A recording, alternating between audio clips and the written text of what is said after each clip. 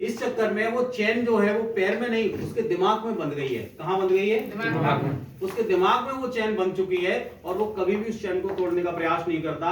दोस्तों, मैं आपसे एक बात कहना चाहता हूं कि वही चेन अक्सर लोगों के दिमाग में बंधी हुई है। हम 2, 4, 5, 10,000, 15,000, 20,000 रुपए कमाने में इतने मशगूल हो गए हैं, इतने ज्यादा बिजी हो गए हैं कि हमको लाखों रुपए की जो इनकम है वो जब बताई जाती है किसी के द्वारा, जब आपके पास में नेटवर्क मार्केटिंग का प्लान जाता है, जब आपके पास में डिजी शॉप का प्लान गया और वहां आपको बताया गया कि आप लाखों रुपए महीने कमा सकते हैं, आप भी बन सकते हैं करोड़पति, आप भी अमीर बन सकते हैं, तो वो बात उसके दिमाग में फिट नहीं होती।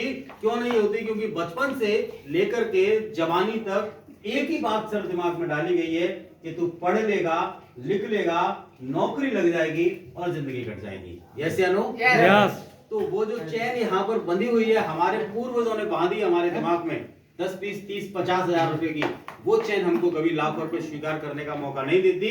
लेकिन मैं आप लोगों को इस बात के लिए बधाई देता हूं, आपको कांग्रेचुलेट करता हूं इस बात के लिए कि आपने अपने दिमाग से उस चैन को तोड़ा है, उस चैन को आपने ब्रेक किया है। और ब्रेक करने के बाद में देखो, एक बच्चा कितना उधर करता है, करता नहीं करता है? ऐसे बच्चों को करते हैं, बच्चे को नहीं करते। जहां तक जानकारी है, 3 बच्चे बताया कि आप करोड़ों रुपए कमा सकते हैं, आप लाखों रुपए महीने कमा सकते हैं, आप बन सकते हैं डायमंड, आप बन सकते हैं स्टार, और आपने यहाँ स्वीकार कर लिया। तो आज मैं बधाई देता हूं दोस्तों आपको कि आप आने वाले समय के उन करोड़पतियों से एक हैं। उस करोड़पतियों से एक हैं आप, क्योंकि आपने स्वीकार किया है इस बात को और आप यहाँ पर इसीलिए बैठे हैं। अन्यथा जो स्वीकार नहीं कर पाए, बहुत सारे लोग ज्वाइन करने के बाद स्वीकार नहीं कर पाते।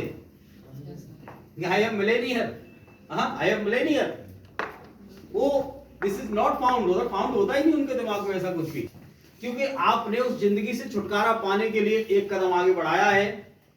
एक बार क्या था कि एक पिल्ला था रेलवे स्टेशन के पास में, पिल्ला कुत्ते का बच्चा, हम सब जानते हैं। यस। ठीक है, ओके। तो पिल्ला था और वो एक जगह बैठा हुआ था और बैठा बैठा ना आवाज निकाल रहा था, कूं कूं ऐसे कर करके आवाज निकल रहा है। वहां पे एक कील गड़ी थी, कील, और उसी पे बैठ गया है। अब इसको हो रहा है दर्द और कूं कूं कर रहा है। तो बोला, क्या पागल है, एकदम से झटके से उठ जा, एक ही बार तो दर्द होगा, फिर तो नहीं होगा। यस या नो? यस। हेलो? यस। बात सही कह रहा था गलत? यस। वो तो बात सही कह रहा था, लेकिन वही बात तो हमारे जीवन में भी लागू होती है। यस। हाँ या ना? यस। हम क्या कर रहे हैं? कील पे बैठे हैं, कील पे, और जिंदगी में क्या कर रहे हैं? कूं कर रहे हैं। कैसी कूं कर रहे हैं? बच्चे की पढ़ाई की फीस की बारी आई, हम क्या कर रहे हैं? हाँ?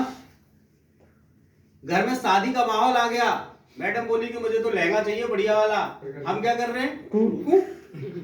पैसे ही नहीं है यार, कू तो करेंगे और क्या करेंगे। हेलो? यस। बच्चे ने बोला, पापा मुझे पिकनिक जाना है, स्कूल की बस जा रही है, 2,000 रुपए चाहिए, हमने क्या बोल दिया? कू। हम क्या कर रहे हैं? हम कू करने में लगे हुए हैं। वो पिल्ला बैठा है तो उसको तो बेवकूफ बता रहे हैं लोग। आप बताइए, हम अपने जीवन में क्या कर रहे हैं? हम भी तो ऐसी ही एक कील पे बैठे हैं। यस या नो? यस। और अपने जीवन में जब भी कोई बात आती है कुछ बड़ा करने की, कुछ सेटअप करने की, तो हम करने लगते हैं कू। तो इस कू से काम नहीं चलेगा दोस्त। मैं आज आपको इसलिए बताना चाह रहा हूं, आपने निर्णय तो ले ही लिया है, लेकिन इस निर्णय के साथ अगर आपने काम करना शुरू कर दिया और आपने उस जुनून की हद तक काम किया जहां से सफलता आपके कदम चूमेगी, मैं गारंटी देता हूं साहब कि डिजी शॉप के अंदर आपके नाम का वो परचम लहराने वाला है कि दुनिया का कोई भी बंदा आपको खड़े होकर के सैल्यूट मारने को मजबूर होगा।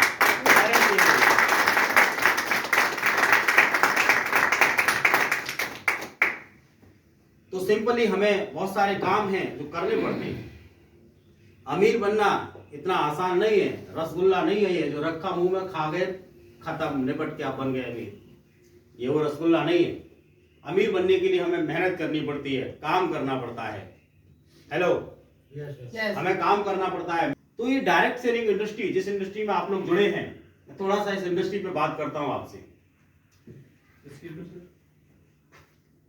1998 से भारत में आई और सन 2016 तक अनलीगल रूप में इसने काम किया।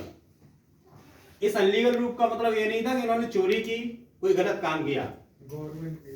इसका मतलब ये था कि गवर्नमेंट के पास इसके लिए कोई रूल एंड रेगुलेशन नहीं था। इन्होंने अपने हिसाब से अपनी मनमर्जी से कंपनियों ने काम किया और उसी बीच में कई सारी कंपनियां मार्केट में आई और लोगों के पैसों को लेकर के भी चली गई। वो नेटवर्क मार्केटिंग कंपनियां नहीं थी, वो थी इन्वेस्टमेंट प्लान।